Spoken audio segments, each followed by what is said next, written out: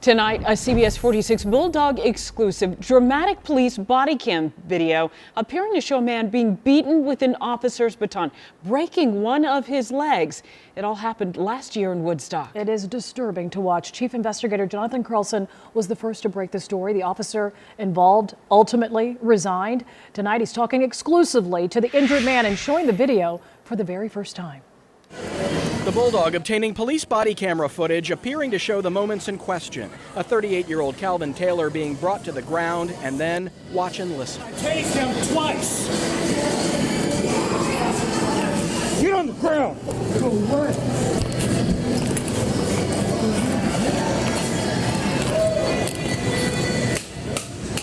29 Cherokee. For what? For what? You're about to get tased! He's done it twice. He's high. His eyes are blown out.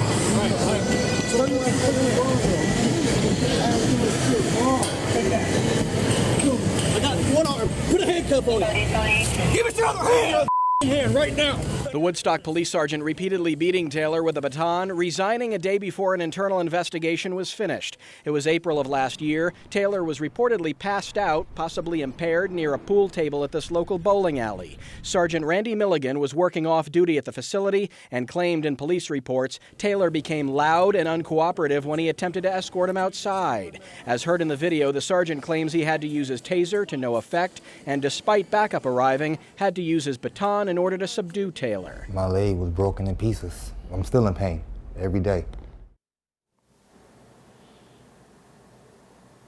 Well, we were unable to reach the former sergeant involved for comment. The Woodstock Police Department declining comment today, guys, and a grand jury reportedly going to be convened to hear this case early next week. Tonight at 11, you're going to hear a lot more from Mr. Taylor and his attorney. Yeah, tell us more about his injuries. That video, obviously very hard to watch. We see that baton like it's beating on another, like a piece of metal or something, but this is a man's legs. Yeah, and he was being beaten, as you saw. He was down there on the ground. They actually had to take him to the hospital, and they found multiple injuries to his leg. They broke his leg. He now, to this day, has a titanium rod around his knee.